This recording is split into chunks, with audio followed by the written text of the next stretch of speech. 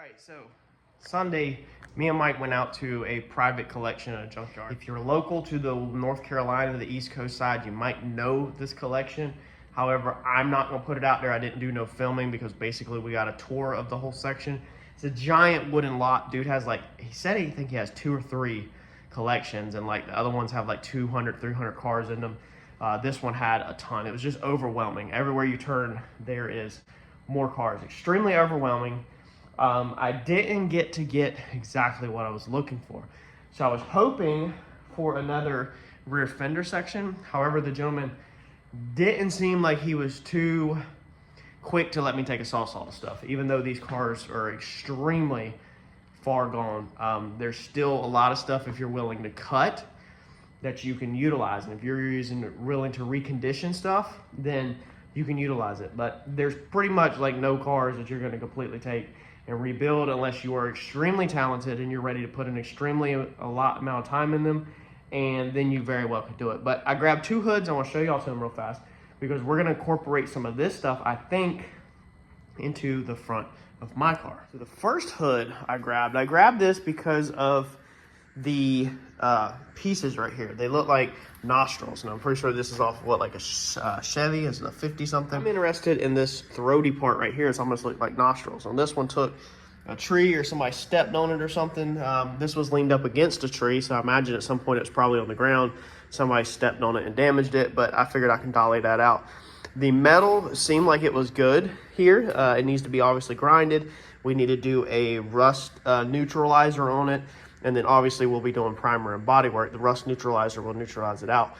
But I want to go ahead this afternoon and rip these 2 sections out of it because the hood itself is trash. That piece across the front is broke. It's got this cool little piece right here on it. What that is that part of like an emblem maybe? Yeah, looks like it used to be an emblem there. So it's got this cool piece on it that I'll save and preserve, and we might use it on something, who knows. But I want to rip out them 2 sections right there. The second hood I bought is really freaking cool. I like this, the pieces on the side of this thing, but this thing was in rough shape too. So here is the second hood. If we come out here, it's starting to rain. This was off of, I think, a Chevy. So it says Special Deluxe inside there, and that is actually in the metal. So I'm going to be able to paint this piece, and you'll be able to still read the Special Deluxe, and it's got the vents down it and everything. So this piece is super freaking cool. Has a little bit of damage to that vent right there. It looks like it actually sucks. I didn't know that, but we can fix it.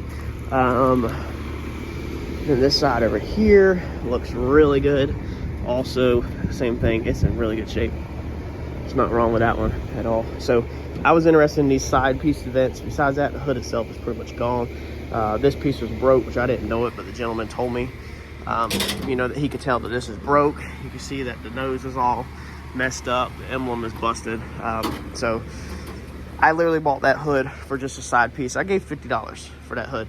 So basically the 2 side pieces, and I need to get them out. I'm probably just gonna take them out. I might rip them out, so I kind of have a template. I got to see what's behind it, how the the metal is definitely rusted, but if there's enough there to use as a template, or if it needs to be just completely made again. But we're cutting up some stuff. I ordered some stuff for the front of this. Like I ordered, let's see here, 1, 2, 3, 4, 5 pieces for this front end so far today, plus bought them. So 6, 7, 8, 9, 10 pieces I've purchased today for this front end. And my brain and my wheels are still turning on what I want to do on this front end. We're gonna finish this rear end up. It's just I wanted to stop, like I said, and see if we could find some metal to do these fender arches before I completely committed to using the other arches that you've seen in the previous video, and I've pretty much now locked myself into where I'm gonna use them arches. We went and picked up today, me and Harper Joe went to Harbor Freight and picked up the shrinker stretcher. So we're gonna do some shrinking and stretching to the pieces that we pull off of here to make new lower panels. I went to the shop and grabbed some scrap metal. This is an old cool spring compressor stand that we're going to turn into a shrinker stretcher stand. This was one of the weight plates that I had bought for the Comet. It's 50 pounds. I got one more, so I'm going to attach that to the plate and build me a stand for the shrinker and stretcher. and dolly. I'm gonna have it where it interchanges. You'll see that at a later date. It's gonna be pretty cool, but we're gonna build some stuff. All right, so there's what I kind of come up through with. Dude, I'll tell you what, welding this crap to this thick plate, it kept popping the welds. I don't think I got enough heat in this plate. I didn't have this thing cranked all the way open. I had it cranked open on D and sometimes on E, and the wire speed cranked up. With welding with gas on thick plate, I've never done that. I've welded flux core. I've never welded into that thick. That's a thick plate. This is 220, but I didn't crank the heat all the way up. It was like popping really loud. It wasn't popping everywhere making a mess. It was just popping really loud. I don't know if I needed more gas. I cranked that up to 20, but I don't know if it's more wire speed. I don't really know. So what do y'all think? If you're welding on a thick plate like that with MIG on a welder like that, what's your overall settings? Is it as hot as the welder will put out? And is it fast wire speed, slow? And do you give it more gas or less gas?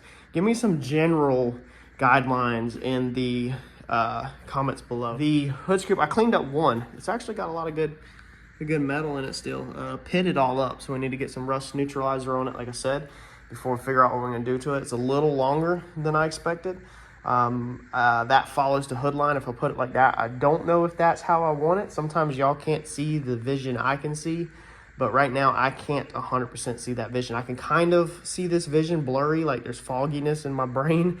That's how I kind of sometimes know that I'm on to something, is when I kind of see it, but I don't think it can go like that. Honestly, I think if I put it on there crooked to match the hood line, then it's going to be wrong. It won't look good. And so I don't think I'm going to section them in there at all. We barely have enough room to come off of where the headlight is to pretty much split the center. I didn't want to take more metal off of this until I decide that something, I really want to do. But basically, if we came through like that, Mike had an excellent idea of putting the special deluxe vents in the rockers. So we're going to do rockers down there. And putting the special deluxe pieces in the rockers where the square end stopped right here, and then it come down with a pointed end, so it would say special deluxe down there. I think that would be freaking amazing. So we might honestly put them down there and put these in the hood as a nice little touch. Let's see if I can get it. It's not gonna want to stick. There we go. So I could kill this nostril into the actual fender line. I don't feel like opening the garage door up so we can stand back and look at it. But before I cut anything, we'll definitely make sure it's right. But that hump, that top, of course everything's in the way. Literally, let's see here. That top, that point is right there. It literally kills right in perfect with the fender edge. So I could literally chop that thing into the fender. I could even slide it back and chop it into the fender where it literally looks like it goes into the cowl panel, and do them like that. That would look, kind of cool, but I don't know, dude. Man, the hood might be where it's at, but we need to put the hood on to look at it. So let me know in the comments, what do you think about these? If you can visualize it. If you can't visualize it, then I'm sorry, but if you got a creative mind, nostril looking Trans Am WS6 gnarly thing. Now we're gonna keep the centerpiece, the Plymouth, the words Plymouth across, actually the words Plymouth on there. The factory hood ornament, we'll keep that in the center, but then we can come right here and split the nostrils on it and do something different in the top. Let me know what you think about that. One thing that we also thought about was putting these pieces, welding this up, flipping this up to the top to put bars up on top of that, and it should match the same curve, just about everything. We would literally just run these in, and we can't turn these because they are cut to fit the fenders, and they're also notched there. So we'd have to notch the top and roll the bars where they come up over the top like that and weld that up. Or I would just get rid of that sidebar originally and then still weld that up, probably get rid of the sidebar. I don't know if I can get that trim without that side piece or not. Probably somewhere. So a few options. Figured I'd give y'all an update. Give me some feedback, y'all. What do you think on these things? What's your ideas? I'm telling you, I'm digging. I need to get them off and lean them up against the side of the car, because I think that's going to be the freaking ticket. But we're not going to do it tonight. All right, what is up? So it is Friday. We've been building a common theme with this thing is we work on this thing Fridays, Saturdays, Sundays, all that. It looks like I got cartoons on the TV, music video, hit pause on, it's funny. So look, y'all, sometimes building cars is not all about the car. You gotta understand that. If you're just getting started in this and you want cars as your hobby, you need to, I'm gonna go ahead and let you in on a secret right now that most people miss. People miss the fact that you gotta also have your tools right. What you doing, Joe? Nothing. You gotta have your tools right. I'm about to show everybody what that is. You want me to show it to you? You want me to show it to you? Okay, hold on 1 second and we'll show it to you. What is it? Hold on. And it's not all about the cars, it's also about the tools and organization and stuff like that. So we were at a point in this project where we had to stop. As you see at the beginning of this video, we're taking on building this stand wherever it went over here for the shrinker and stretcher. But a Harbor Freight coupon popped up and I took advantage of that to, don't put the light on there. And I took advantage of that to buy some organization. So this garage is getting tight. The more stuff that we learn, the more stuff that we learn and the more stuff that we bring in, you got to get more organized or you're just gonna have junk everywhere and you're not gonna be able to work. So we had to pause. We went and bought this welding cart. Okay, so this was the cart that we were on. We just threw this together out of a scrap cart. We had the MIG welder shoved in here. We had the TIG welder shoved in here. We had everything on this cart organized one spot. However, I quickly realized that this thing is pretty big to get around the car when I was working on the race car. It's kind of hard to get around and it only turns, I think, does it turn on both wheels? Yeah, no, it does actually turn, but it's hard for it to steer. When you start to roll, then it wants to kind of roll into the body. You can scratch your car. It just didn't work out. I thought it was gonna be a good idea. It didn't work out.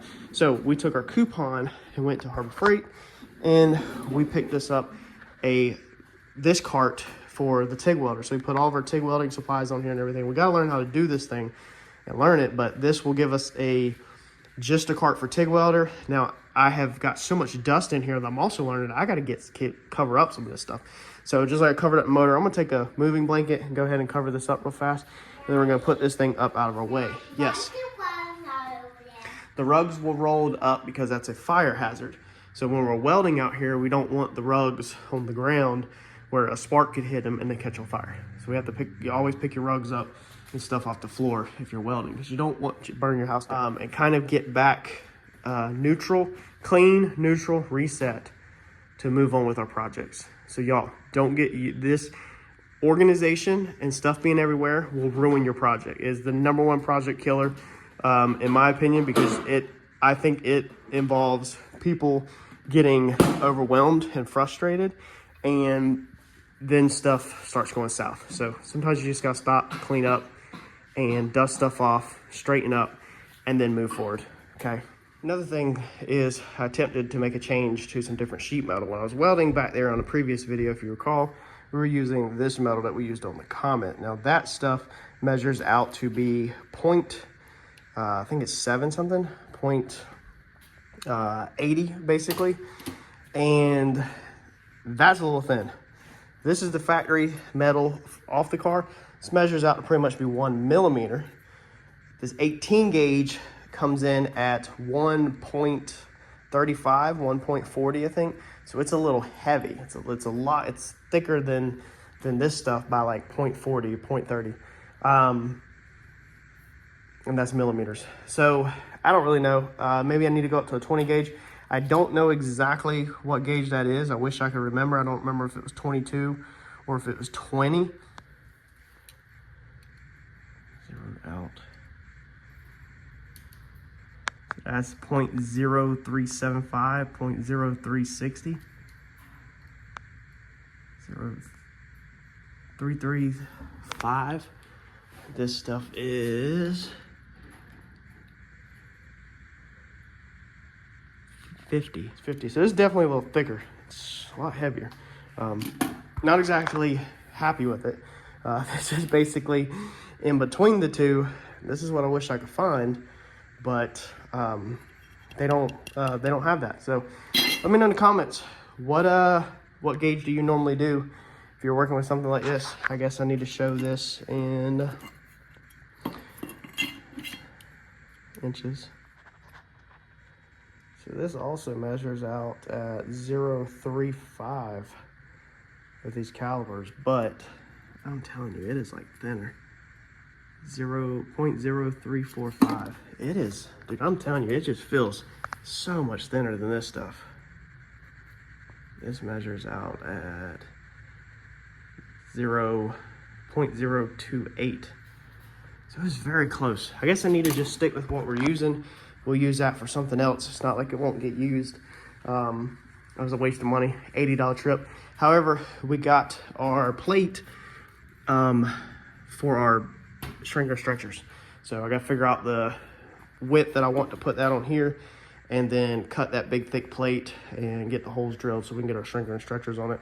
So at least we have a starting point to our new stand. So I'll probably have to start with the hand thing. I don't know if I have time or if I even want to spend the time right now to build the foot pedal mechanism, but we'll see. I think I'm just spending my Friday kind of cleaning and getting a fresh start.